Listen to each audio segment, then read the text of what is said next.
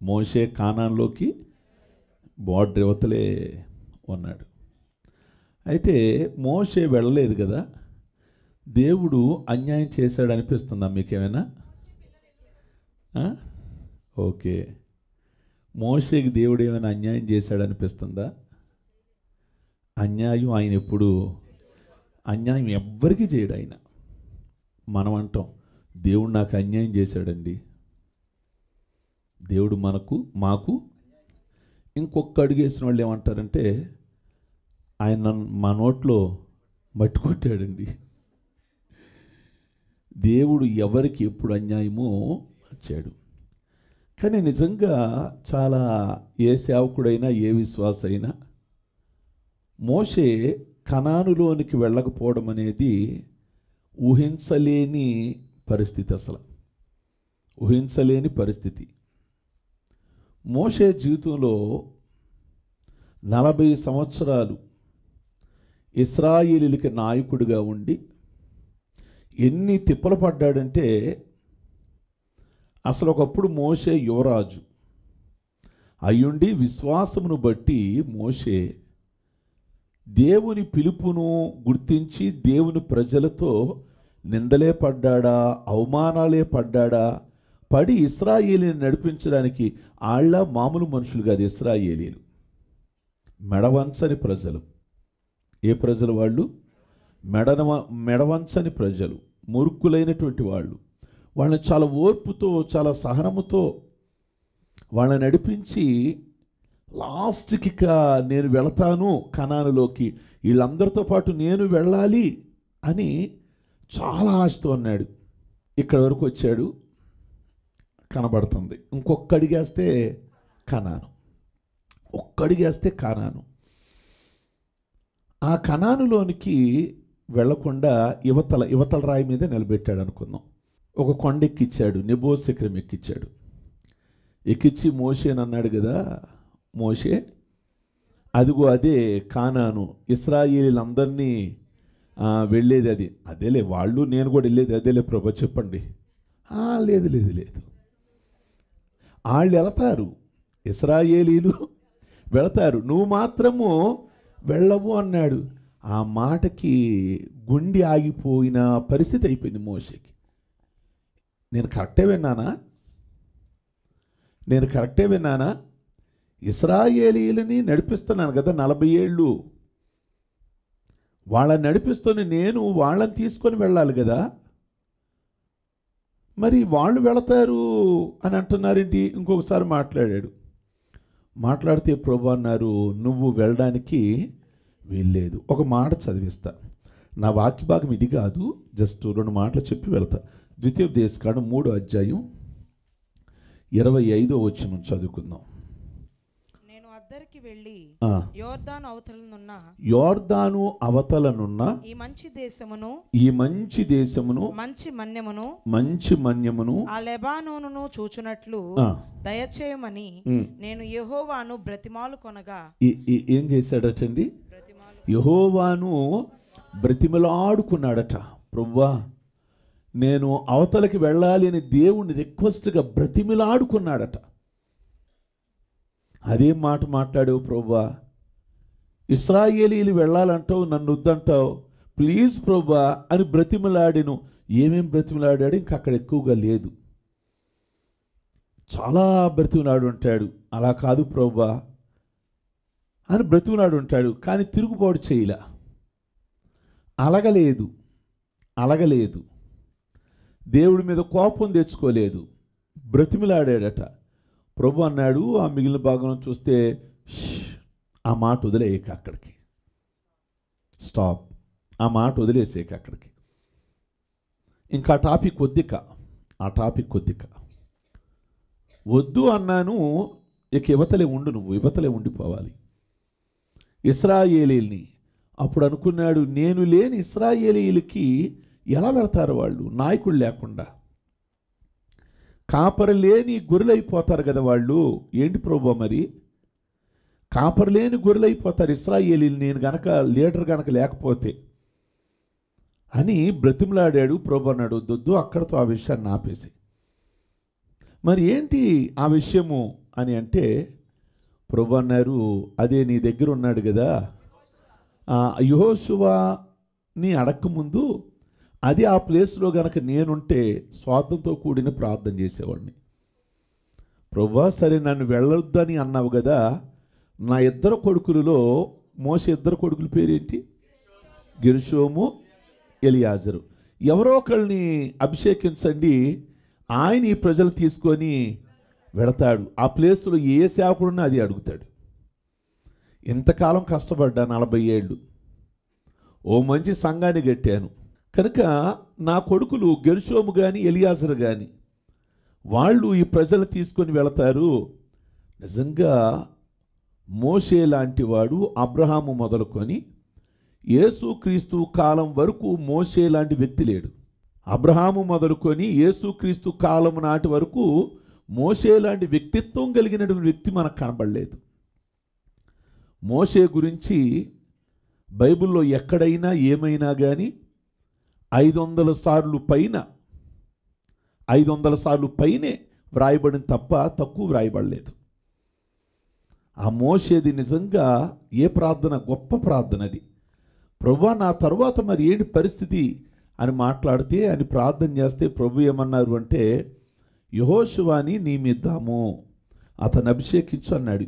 పెద్ద మనసుతో చాలా హుందాగా ఎక్కడ బయటపడకుండా యెహోషువని ఆశీర్వదించాడు, అభిషేకించాడు.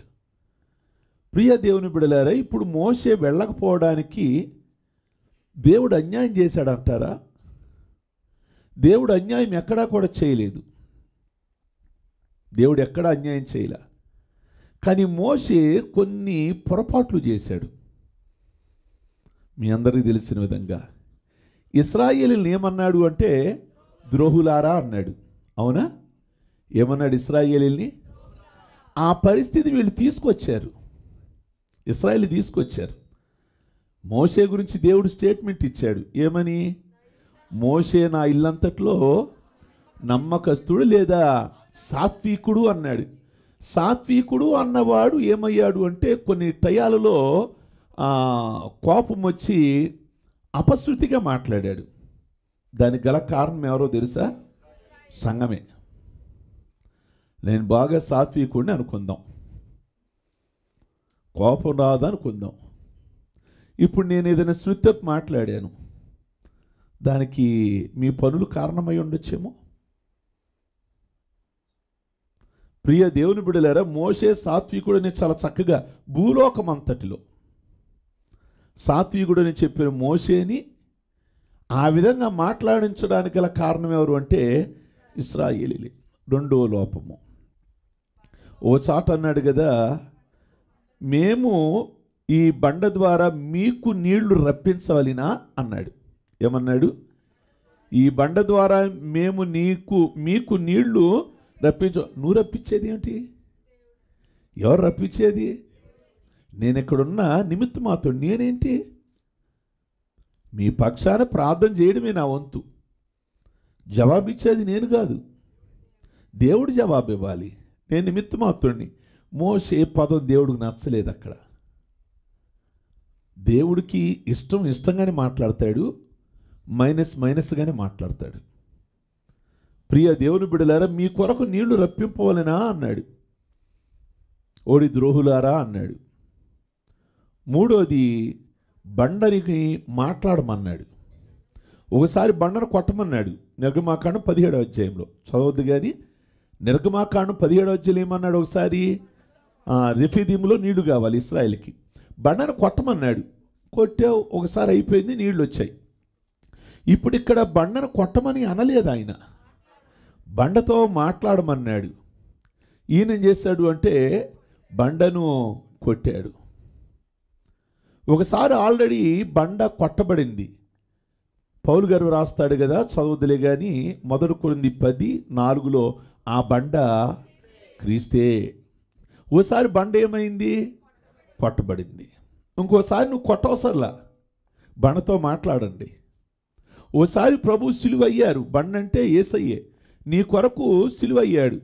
ఇంకోసారి సిలువయ్యి మాకండి, బండతో మాట్లాడండి, వచ్చి ప్రభుతో మాట్లాడండి. ప్రభువా మేము తప్పిదం చేసాం, మమ్మల్ని క్షమించండి అని ప్రభుతో మాట్లాడండి. బండను కొట్టమాకండి. ఇంకో ఆయన చేసిన పొరపాటు ఏంటో తెలుసా? ఆజ్ఞలు కలిగిన పలకలని విసిరేశాడు, పగలగొట్టేశాడు మోషే. ఎందుకు కనాను దేవుడు తీసుకువెళ్ళలేదు అంటే, నెంబర్ 1 ద్రోహులారా అని అన్నాడు. రెండోది, మీ కొరకు మేము నీళ్లు రప్పించవలెనా అన్నాడు. మూడోది, బండతో మాట్లాడమంటే బండను కొట్టాడు. మరొక మాట ఏమనుకున్నాం? ఆజ్ఞలు కలిగిన పలకలు అవి విసిరివేశాడు. ఎందుకు ఆజ్ఞలు? దేవుడు సన్నిధిలో 40 రోజులు ప్రార్థన చేశాడు మోషే. సీనాయి కొండ మీద 40 రోజులు ప్రార్థన చేశాడు మోషే. ఉపవాసం ఉండి ప్రార్థన చేస్తేనే కానీ దేవుడు ఏమిచ్చాడు అంటే మోషేకి 10 ఆజ్ఞలు కలిగిన పలకలు ఇచ్చాడు. ఇది ఇశ్రాయేలుకి తీసుకొస్తున్నాడు. ముఖం మెరిసిపోతుంది. కింద ఉన్న ఇశ్రాయేలీలు మోషే ముఖాన్ని చూడలేకపోతున్నారు. 40 రోజులు ఉపవాస్తున్నాడేమో, ప్రార్థనలో ఉన్నాడేమో, దిగుతున్నాడు. వెంటనే కింద ఏం జరిగింది అంటే, ఇశ్రాయేలీలు మోషే రాలేదనుకొని దూడను పూజిస్తున్నారు. ఆ దూడను ఏమన్నారు అంటే, ఇదే మమ్మల్ని ఐగుప్తు దేశం నుండి బయటికి తీసుకొచ్చింది. ఆ మాటలు చెవిలో వినబడేసరికి మోషే తట్టుకోలేక ఆ పలకలు 2 కూడా పగలగొట్టేశాడు. ఎందుకు పగలగొట్టాడు అంటే, చదవదులే కానీ 10 ఆజ్ఞలలో ఒక ఆజ్ఞ ఉంది, 4వ ఆజ్ఞ. ఏమని అంటే, నేను తప్ప మీకు వేరొక దేవుడు ఉండకూడదు, ఆకాశం అందు కానీ భూమి అందు కానీ అని అన్నాడు. ఇప్పుడు అదే చేస్తున్నారు. 4వ ఆజ్ఞ అతిక్రమించారు వాళ్ళు. 4వ ఆజ్ఞ అప్పుడు ఏం చెయ్యాలి? 10 ఆజ్ఞలలో 4వ ఆజ్ఞ కొట్టేయాలి ఈయన. అర్థమైంది మీకు? పలకలో ఎన్ని ఆజ్ఞలు ఉన్నాయి? ఇప్పుడు వీళ్ళు ఎన్ని ఆజ్ఞ అతిక్రమించారు? ఒక ఆజ్ఞ అతిక్రమించారు. ఏమిటి 4వ ఆజ్ఞ? మీ దేవుడు తప్ప మీరు విగ్రహారాధన ఆ ఒక్కడు తప్పారు. కానీ ఈయన అన్నీ పగలగొట్టాడు కదా. దాని అర్థం ఏంటంటే, ఒక ఆజ్ఞ తప్పిపోతే అన్ని ఆజ్ఞలు తప్పిపోయినట్టే. ఒక ఆజ్ఞ తప్పిపోతే అన్ని ఆజ్ఞలు తప్పిపోయినట్టే. సహజంగా మనం ఏమంటామంటే, నేను ఒక్క ఆజ్ఞే కదని తప్పింది, మిగతా 99 బాగానే ఉన్నాను కదా. దేవుడు అది ఇష్టపడ్డాడు. ఓసారి ఒక యవనస్తుడు ప్రభు దగ్గరికి వచ్చారు.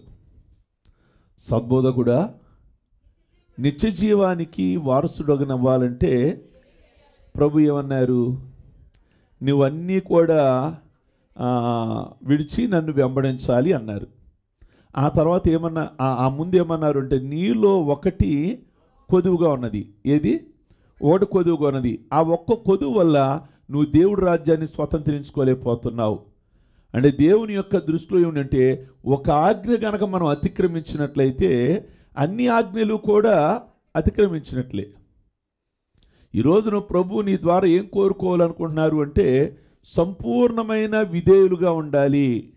100%కి 100% ఎలా ఉండాలి అంటే విధేయులుగా ఉండాలి. ఒక ఆజ్ఞ తప్పిపోయి మిగతా ఆజ్ఞలన్నింటిలో కూడా నేను కరెక్ట్గా ఉన్నాను కదా అంటే దేవుడికి ఇష్టం కాదు. ఇప్పుడు ఆ పలకను పగలగొట్టాడు చూసారా? 2 పలకలు పగలగొట్టాడు చూసారా? మోషే ఏ సంకేతం ఇస్తున్నాడు రాబోయే కాలానికి? జాగ్రత్తగా వినాలి. రాబోయే కాలానికి పలకలు దేనికి పగలగొట్టాడు అని అంటే, పలకల మీద వ్రాయబడింది ఏది అంటే దేవుని యొక్క వాక్యము. దేవుని యొక్క వాక్యమే దేవుడయ్యుండెను. దేవుడే మన మధ్యలోనికి వచ్చాడు. ఏ రూపంలో వచ్చాడు ఆయన? వాక్యంలో. యేసు ప్రభువారు అంటే ఎవరు? వాక్యమే దేవుడయ్యుండెను. దేవుడే వాక్యము, వాక్యమే దేవుడు. అని ఇప్పుడు ఏం పగలగొట్టాడు అంటే వాక్యాన్ని పగలగొట్టాడు. ఇప్పుడు వాక్యం అంటే ఎవరు అంటే యేసుక్రీస్తు. అంటే మోషే ఇచ్చిన సందేశం ఏంటంటే, నువ్వు మా కొరకు భవిష్యత్తులో ఏమవ్వాలి అంటే పలక పగలగొట్టబడినట్లుగా మా కొరకు ఏమవ్వాలి అంటే పగలగొట్టబడాలి, నలగగొట్టబడాలి. మేము చేసిన పాపాలకి నేను ఎందుకు పలకలు పగలగొట్టానో తెలుసా? ఎందుకు పగలగొట్టానో తెలుసా? ఇందులో వాక్యం ఉంది. ఆ వాక్యం ఎవరు అంటే నువ్వే. రేపు 2 సంవత్సరాలకో 3000 సంవత్సరాలకో భూమి మీదకి రాబోతున్నావు. కనుక వాక్య రూపముగా మానవుడిగా ఈ లోకానికి రాబోతున్నావు, మా కొరకు ఏమవ్వాలి అంటే నలగగొట్టబడాలి. అందుకే బైబిల్లో ఒక మాట ఉంది, కుమారుడిని నలగొట్టుట తండ్రికి పలకలు పగలగొట్టడం. ఇక్కడ దేని గుర్తు అంటే యేసుక్రీస్తుని నలగొట్టడానికి సాదృశ్యంగా ఉన్నది. అంటే ప్రియ దేవుని బిడ్డలారా, మోషే చెప్పిన విషయం వల్ల మనకేమర్థమవుతుంది అంటే దేవుడు మనల్ని కోరుకునేది ఏమిటి అంటే సంపూర్ణులుగా విధేయులుగా కోరుకుంటున్నాడు. విధేయులుగా కాకపోతే దేవుని రాజ్యానికి మనం చేయలేం. నేను 99 విషయాల్లో నేను కరెక్ట్గా ఉంటానండి, ఒక విషయంలోనే నేను కరెక్ట్గా ఉండలేకపోతున్నా అంటే 99 మనం దారి తప్పినట్టే, ఒకటి గనక మనం తప్పినట్లయితే. ప్రభు ఒక 90లో కరెక్ట్గా ఉండండి, 10 తేలిపోండి అని అంటల్లా. మీరు అన్ని విషయాల్లో కరెక్ట్గా ఉంటారు. ఆదివారం వచ్చే విషయంలో కరెక్ట్గా ఉంటారు, ఉపవాసంలో కరెక్ట్గా ఉంటారు, బల్లారాధన విషయంలో నేను కరెక్ట్గా ఉంటానని అంటారు. ఏదో ఒక విషయం, దశంభాగం ఒక్కటే కదండి నేను ఇవ్వండి, మిగతా విషయాలన్నింటిలో కూడా కరెక్ట్గా ఉంటాను అంటే నువ్వు అదొకటి దారి తప్పావు అంటే అన్ని విషయాల్లో కూడా నువ్వు తప్పిపోయినట్లే. ప్రియ దేవుని బిడ్డలారా, విధేయులుగా ఉండడానికి నేను ఒక జాతిని మీకు పరిచయం చేస్తాను. వాళ్ళు ఎంత విధేయులు, మీకు ఒక క్రొత్త జాతిని పరిచయం చేస్తా బైబిల్లో. వాళ్ళు ఎంత విధేయులై ఉన్నారు అంటే ఎంత చక్కగా వాళ్ళు ఒక మనిషి మాటకి ఎంత విధేయులుగా ఉన్నారో ఈ ఉదయకాలం ముందు మనం ధ్యానం చేద్దాం. చూడండి, యిర్మీయా గ్రంథము 35వ అధ్యాయము 1వ వచనం నుండి చదువుకుందాం. యోషియా కుమారుడును యోదా రాజునైన యెహోయాకీము దినములలో యెహోవా యొద్ద నుండి యిర్మీయాకు వాక్కు ప్రత్యక్షమై, నీవు రేకాబీయుల యొద్దకు పోయి వారితో మాట్లాడి యెహోవా మందిరములోని గదులలో ఒక దానిలోనికి వారిని తోడుకొని వచ్చి త్రాగుటకు వారికి ద్రాక్ష రసమిమ్మని సెలవీయగా. చాలండి. యిర్మీయాతో ప్రభు మాట్లాడుతున్నారు. యిర్మీయా, చిత్తం ప్రభువా, మీ దాసుడు సమూయేలు అనగానే సమూయేలు ఏమనేవాడు? చిత్తము ప్రభువా, మీ దాసుడు ఆలకించుచున్నాడు అంటాడు కదా. యిర్మీయా కూడా ప్రభు ఏది చేయమంటే అది చేసే విషయంలో ఫస్ట్ ఉంటాడు. యిర్మీయాతో ప్రభు అన్నారు, నువ్వు రేకాబీయుల సంతతిని పిలిపించాలి అంటాడు. మీరు రేకాబీయుల గురించి విన్నారు ఎప్పుడైనా? అమ్మోనీయుల గురించి విన్నారు. లోతులో నుండి అమ్మోనీయులు వచ్చారు, లోతులో నుండి మోయాబీలు వచ్చారు, వాళ్ళ గురించి విన్నారు. యాకోబులో నుండి ఇశ్రాయేలు వచ్చారు, వాళ్ళ గురించి విన్నారు. ఫిలిస్తీన్ల జాతి గురించి విన్నారు, లేకపోతే ఇంకో జాతి గురించి విన్నారు. వీళ్ళెవరు అంటే రేకాబీయులు. రేకాబీయులు అనే ఒక జాతి ఉన్నారు బైబిల్లో. వాళ్ళని తీసుకొని వెళ్ళి నువ్వు ఎక్కడికి వెళ్ళాలి అంటే యెరూషలేము అనే ఊళ్ళో మందిరం ఉంది కదా, ఆ మందిరం దగ్గర కొన్ని గదులు ఉన్నాయి. ఆ గదులలోనికి ఒక గదిలోనికి తీసుకొని వెళ్ళాలి. ఎవరిని? రేకాబీయులని తీసుకొని వెళ్ళాలి అని ప్రభు చెప్పారు. సరే, యిర్మీయా రేకాబీయులు అనే వాళ్ళని తీసుకొని వెళ్ళడానికి ఇష్టపడ్డాడు. రేకాబీయులు ఎవరు అనేది నేను తర్వాత మీకు లిస్ట్ ఇస్తాను. యెరూషలేము మందిరం చూడండి, అక్కడ కొన్ని గదులున్నాయి.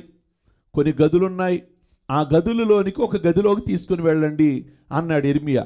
ఆ రేకాబీయులు ఉన్నారు. రెండో గదిలోకి వెళదాం, ప్రభు నన్ను ఎందుకో మిమ్మల్ని ఆ గదిలోకి తీసుకొని వెళ్ళమంటున్నాడు అని అంటే ఈ రేకాబీయులు అనే వాళ్ళని తీసుకొని వెళ్ళాడట. రేకాబీయులు అనే వాళ్ళని తీసుకొని వెళితే యిర్మీయాతో ప్రభు చెప్పారు, యిర్మీయా అక్కడ ద్రాక్షారసం పోసి రేకాబీయుల యొక్క సంతతికి ఇవ్వు, త్రాగమని చెప్పు అని అంటున్నాడు. రేకాబీయుల సంతతికి ఆ ద్రాక్షారసం ఇవ్వు అని చెప్పు అన్నాడు. సరే, వెంటనే యిర్మీయా వెళ్ళి ద్రాక్షారసాన్ని అక్కడికక్కడ రెడీ చేసి గ్లాసుల్లో పోస్తున్నాడు. ఆ రేకాబీయులకి ఇస్తుంటే ఆ మాటలు చూద్దాం, కొద్దిగా చూద్దాం. 5వ వచనం నుండి చూద్దాము. నేను రేకాబీల ఎదుట ద్రాక్షారసముతో నిండిన పాత్రలను గిన్నెలను పెట్టి ద్రాక్షారసము త్రాగుడని వారితో చెప్పగా 6వ వచనం అందరూ అండర్లైన్ చేసుకోండి. వారు మా పితరుడగు రేకాబు కుమారుడైన యెహోనాదాబు మీరైనను మీ సంతతి వారైనను ఎప్పుడునూ ద్రాక్షారసము త్రాగకూడదని మాకు ఆజ్ఞాపించెను. చాలండి. రేకాబీలు అని అంటే రేకాబులోంచి వచ్చిన వాళ్ళు రేకాబీలు. విన్నారా? రేకాబీలు యాకోబులో నుండి వచ్చిన వాళ్ళు ఇశ్రాయేలీలు. లోతులో నుండి వచ్చిన వాళ్ళు మోయాబీలు, అమ్మోనీలు. ఎలా ఉన్నారో రేకాబీలు అని అంటే రేకాబులో నుండి వచ్చిన వాళ్ళు రేకాబీలు. అయితే రేకాబు వంశాన్ని తీసుకొని వెళ్ళి యెరెమీయా అన్నాడు, ద్రాక్షరసం పోసాడు, తీసుకోండి తాగండి అని అన్నాడు. దేవుడే చేయమని చెప్పాడు ఆ విషయాన్ని. ప్రియ దేవుని బిడ్డలారా, ఇక్కడున్న ద్రాక్షరసం ఈ ద్రాక్షరసం కాదు. ఏది? వైను మద్యంతో కూడింది కాదు, మామూలు ద్రాక్షరసం. యేసు ప్రభువు కానా పెళ్లికి వెళ్తే ఇచ్చారు ద్రాక్షరసం, అలాంటి ద్రాక్షరసం. మనం జ్యూస్ షాప్లో తాగుతామే ఆ ద్రాక్ష జ్యూస్ అన్నమాట.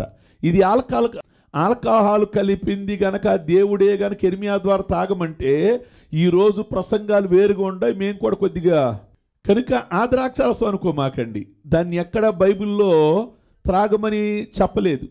ఇది మామూలు ద్రాక్షరసం, మామూలు త్రాగొచ్చు, ఇబ్బంది లేదు. అది మీరు జ్యూస్ షాప్కి వెళ్ళి ద్రాక్షరసం తాగొచ్చు. ఆల్కహాల్ గురించి చెప్పలే నేను. మీ ఇంట్లో ద్రాక్షకాయలు జ్యూసులు వేసుకొని తాగొచ్చు మీరు, దానిలో వాక్యంలో తప్పేమి లేదు. ప్రియ దేవుని బిడ్డలారా, త్రాగమని అన్నారట. త్రాగమంటే యెరెమీయాకి వాళ్ళు ఏం చెప్తున్నారు అంటే 6వ వచనంలో మా పితరుడగు రేకాబు కుమారుడైన యెహోనాదాబు మీరైనను మీ సంతతి వారైనను ఎప్పుడునూ ద్రాక్షరసము త్రాగకూడదని మాకు ఆజ్ఞాపించెను కనుక మేము ద్రాక్షరసము త్రాగము. ఎంత విధేయులండి. రేకాబు అని ఆయన వాళ్ళ కుమారుడు ఉన్నాడు యెహోనాదాబు. బైబిల్లో ఇద్దరు యెహోనాదాబులు ఉన్నారు. ఈ యెహోనాదాబు మంచోడు. ఇంకో యెహోనాదాబు ఎవరంటే ఇశ్రాయేలీయుడు, యూదుడు. ఎవరంటే దావీదు తమ్ముడు గారు అబ్బాయి. దావీదు కొడుకుకి ఓ రోజు మనసులో పడుకున్నాడు అమ్నోను. దావీదు గారి తమ్ముడు గారు అబ్బాయి వచ్చాడు. ఎరా అమ్నోను, ఏంట్రా పడుకున్నావు అంటే అన్నాడు. నేను మనసు పెట్టుకున్నాను ఎవరి మీద అంటే తామారు మీద మనసు పెట్టుకున్నా అన్నాడు. ఆ యెహోనాదాబు ఏం చెప్పాడో తెలుసా? కుట్రాలోచన చెప్పి నువ్వు జ్వరముగా ఉన్నవాడిలాగా నటించు, మీ నాన్న వస్తాడు, మీ నాన్న ఏంట్రా అంటాడు, జ్వరం అని చెప్పి ఇలాగున మా తామారుని పిలిపించుకో అని కుట్ర పన్నాడు. తీరా యెహోనాదాబు మాట వినుట వల్ల అమ్నోను చివరికి ఏమైపోయాడు అంటే చచ్చిపోవలసిన పరిస్థితి వచ్చింది. ఆ యెహోనాదాబు మంచోడు కాదు, ఇశ్రాయేలీయుడు. అసలు వాడు మంచోడై ఉండాలి, ఇశ్రాయేలీయుడు మంచోడై ఉండాలి. ఇప్పుడు మనం చదువుకున్నాం ఈ యెహోనాదాబు, ఇతను ఇశ్రాయేలుడు కాదు, ఇతను యూదుడు కాదు, అన్యజాతి వాడు. రేకాబీలు, బయటవాళ్ళు వీళ్ళు. ఈ రేకాబు అని ఆయన రేకాబు కుమారుడు యెహోనాదాబు చెప్పాడట. ఏమని చెప్పాడు అంటే మన జాతిలో ఎవరో కూడా ద్రాక్షరసం త్రాగమాకండి అని చెప్పాడు. జాగ్రత్తగా వినండి ప్రియ దేవుని బిడ్డలారా, జ్యూస్ కూడా తాగమాకండి, ద్రాక్షరసం త్రాగమాకండి. ఈరోజు గనక రేకాబు వంశం గనక ఇక్కడికి మారి గనక వస్తే, ఈరోజు ఆదివారం బల్లారా ప్లీజ్ అండి మేము త్రాగమండి ద్రాక్షరసం. అయ్యో యేసయ్య రక్తమయ్యా తాగమండి. మాకెవరు చెప్పారు తెలుసా? మా పితరుడు చెప్పాడండి. మా పితరుడు మాట మాకు గుండి చప్పుడండి. మేము ఆ ద్రాక్షరసం త్రాగమండి ప్లీజ్ అండి.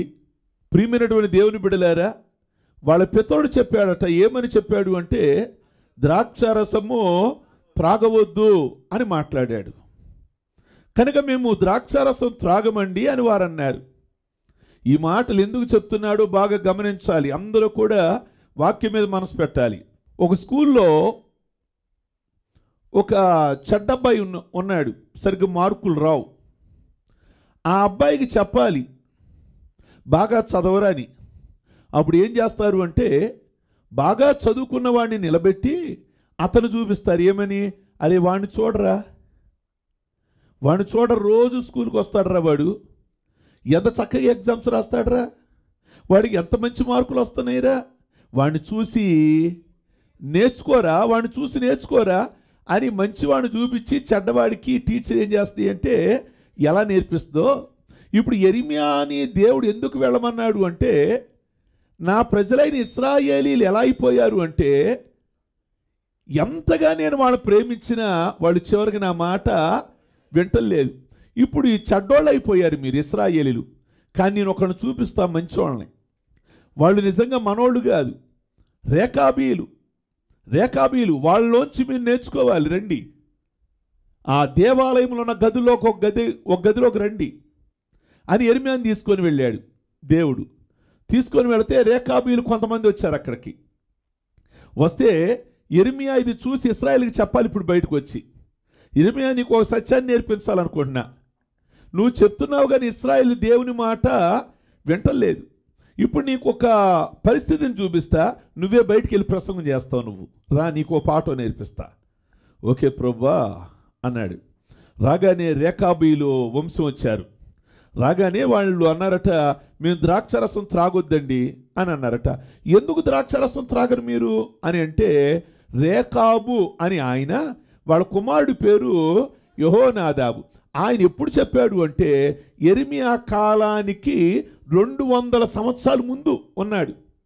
ఎన్ని వందలండి? 200 సంవత్సరాల ముందు ఉన్నాడు. ఆ 200 సంవత్సరాల క్రితం ఉన్న ఆయన ఇప్పుడు లేడు, చచ్చిపోయాడు. యెరెమీయా కాలానికి లేడు, యెహోనాదాబు అని ఆయన లేడు. 200 సంవత్సరాల క్రితం చెప్పాడంట వాళ్ళ జాతి వాళ్ళతో. ఏమని చెప్పాడు అంటే మీరు ఏమాత్రం కూడా ద్రాక్షరసము త్రాగొద్దని. 200 సంవత్సరాలు అయిపోయినా కానీ ఈ రోజు కూడా వాళ్ళు ఏమవటం లేదు అంటే త్రాగటం లేదు. ఏమేం చెప్పాడో చూడండి ఆయన 7వ వచనంలో. మరియు మీరు ఇల్లు కట్టుకోవద్దు, విత్తనములు విత్తవద్దు, ద్రాక్ష తోట నాటవద్దు, అది మీ కొండనే కూడదు. మీరు పరవాసము చే దేశములో దీర్ఘాయుష్మంతులగునట్లు మీ దినములన్నీ గుడారములలోనే మీరు నివసింపవలనని అతడు మాకు ఆజ్ఞాపించెను. కావున మా పితరుడైన రేకాబు కుమారుడగు యెహోనాదాబు మాకు ఆజ్ఞాపించిన సమస్త విషయముల్లో అతని మాటను బట్టి మేము గాని మా భార్యలు గాని మా కుమారులు గాని మా కుమార్తెలు గాని ద్రాక్ష రసము త్రాగుటలేదు. చాలండి ప్రియమైనటువంటి దేవుని బిడ్డలారా, ఇక్కడ ఈ మాటలు మనం గమనించినట్లయితే వాళ్ళు ఏ విషయాలలో పర్ఫెక్ట్గా ఉన్నారో ఒకసారి అక్కడ వ్రాయబడి ఉన్నది. ఏ విషయాల్లో వారు ఉన్నారు అంటే ఆడ చాలా చక్కగా ఏమని వ్రాశారు అంటే ఆ రేకాబు కుమారుడైన యెహోనాదాబు ఏమేమి చెప్పాడంటే వాళ్ళకి, నెంబర్ 1 ఏమిటి అక్కడ వాళ్ళు అంటే ఇల్లు కట్టుకోవద్దు అని అన్నారు. ఏం కట్టుకోవద్దు? మీరు ద్రాక్షరసం త్రాగవద్దు. 2వది ఇల్లు కట్టుకోవద్దు. 3వది విత్తనములు విత్తవద్దు. 4వది ద్రాక్షరసం త్రాగవద్దు, గుడారాలలోనే నివసించాలి. ప్రియ దేవుని బిడ్డలారా, ఆ మాటలు ఏమన్నది అంటే యెహోనాదాబు మాకు ఆజ్ఞాపించిన సమస్త విషయములలో అతని మాటను బట్టి మేము కానీ మా భార్యలు కానీ మా కుమారులు కానీ మా కుమార్తెలు కానీ ద్రాక్షరసము త్రాగటలేదు. ఆ లిస్టు మీకు జ్ఞాపకం చేసుకోండి. నెంబర్ 1 ద్రాక్షరసము త్రాగకూడదు. అయ్యే లోపల మీరు అందరికీ కంఠస్థం అవ్వాలి. రేకాబు కుమారుడైన యెహోనాదాబు ఆ రోజు బ్రతుకున్న రోజులలో ఆ రేకాబు సంతతికి చెప్పాడు. చచ్చిపోయాడు. ఆయన చచ్చిపోయి 200 సంవత్సరాలు అయింది. నిజంగా 200 సంవత్సరాలు అయినా వాళ్ళు అదే క్రమంలో ఉన్నారు. ఏ క్రమంలో ఉన్నారు అంటే ద్రాక్షరసం త్రాగకూడదు. నెంబర్ 1. 2వది కాపురం ఉండడానికి ఇల్లు కట్టుకోవద్దు. నెంబర్ 3 ద్రాక్ష వనములు కానీ పొలములు కానీ సంపాదించుకోమాకండి అన్నాడట. 4వది, విత్తనాలు మీరు చల్లవద్దు. 5వది, గుడారములలోనే. ఎందుకు చెప్పాడు ఈ విషయాలు? ప్రియ దేవుని బిడ్డలారా, ఇల్లు కట్టుకోవద్దు అని అన్నాడు. నెంబర్ 1, ఇంటి ఫోటో చూద్దాం, మీకు మైండ్లోకి ఎక్కాలని నా యొక్క ఆలోచన. ఇల్లు కట్టుకోవద్దు అన్నాడు. ఎందుకు ఇల్లు కట్టుకోవద్దు అన్నాడు అంటే, ఒకవేళ ఇల్లు కట్టుకున్నారనుకోండి, మరలా మీకు ఏం కలుగుద్ది అంటే ఆశలు కలుగుతాయి. ఇల్లు కట్టుకున్నాం కదా, నీట్గా ఇల్లు కట్టుకున్నాం కదా అన్న ఆశలు కలుగుతాయి. ఈ లోకం ఇంకెక్కువ కాలం జీవిస్తే బాగుండు అన్నప్పుడు మీకు ఏం జరగవచ్చు అంటే పొరపాట్లు జరగవచ్చు. కనుక ఇళ్ల మీద ఉండమాకండి, ఇల్లు కట్టుకోమాకండి. అందువల్ల వాళ్ళు ఎంతకాలమైనా 200 సంవత్సరాలైనా వాళ్ళు ఇల్లు కట్టుకోలేదట. 200 సంవత్సరాలైనా కానీ రేకాబీలు అనే వాళ్ళు ఇల్లు కట్టుకోలేదట. ఎవరు చెప్పారో తెలుసా ఆ విషయాన్ని? రేకాబు కుమారుడైన యెహోనాదాబు చెప్పాడట.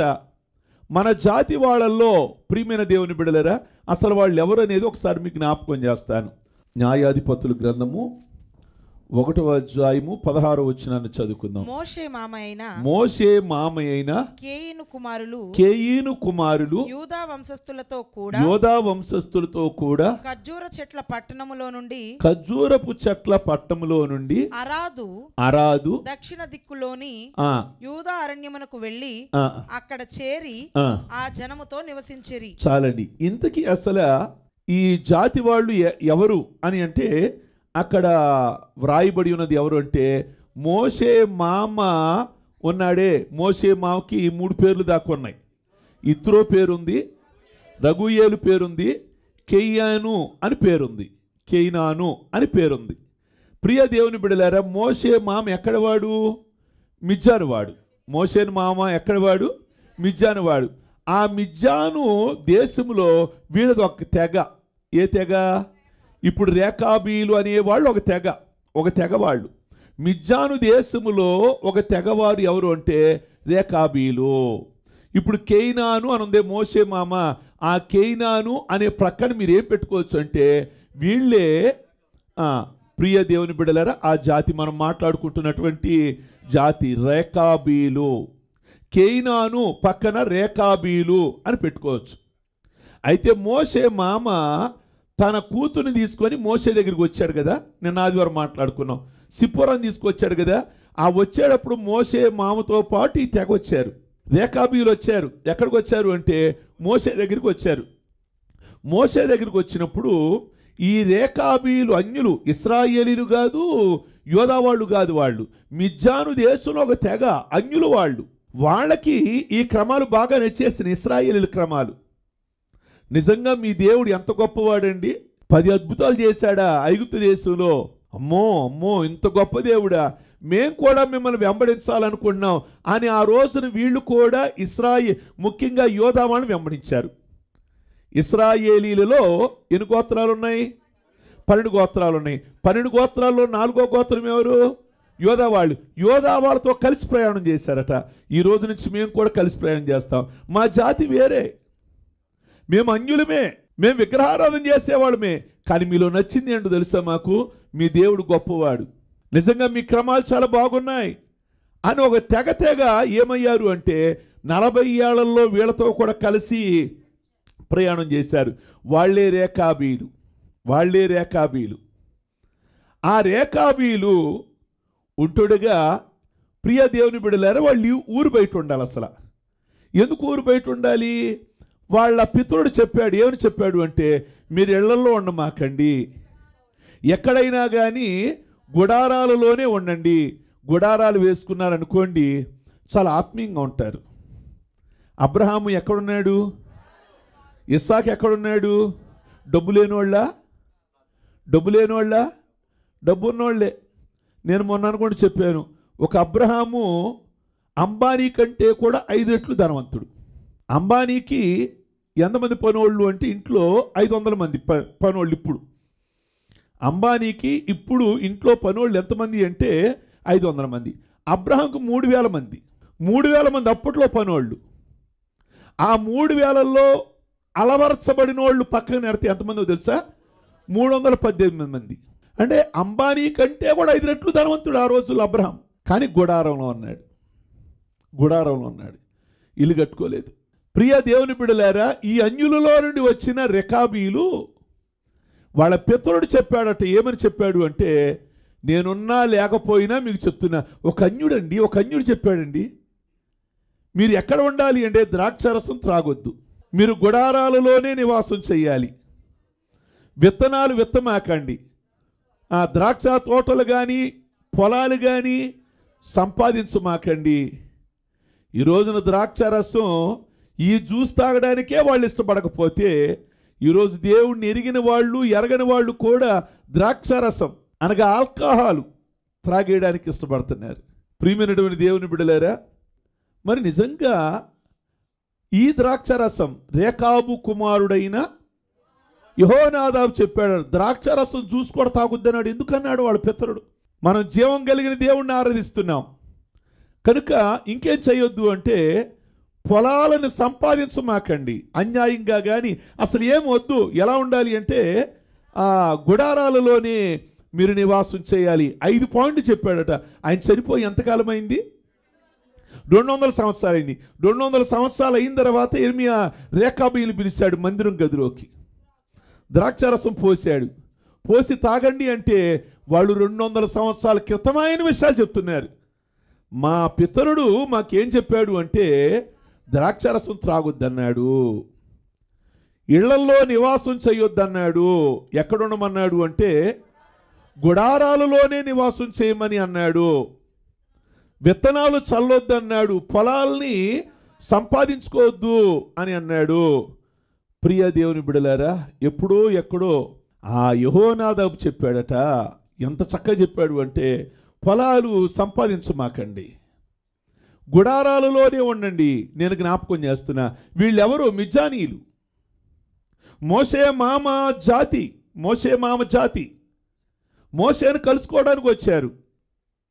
మోషేను కలుసుకోవడానికి వచ్చినప్పుడు మోషే కలిగిన దేవుడు గొప్పవాడని వీళ్ళకి అర్థమై వీళ్ళు కూడా నడవడానికి ఏమయ్యారు అంటే ఇష్టపడ్డారు.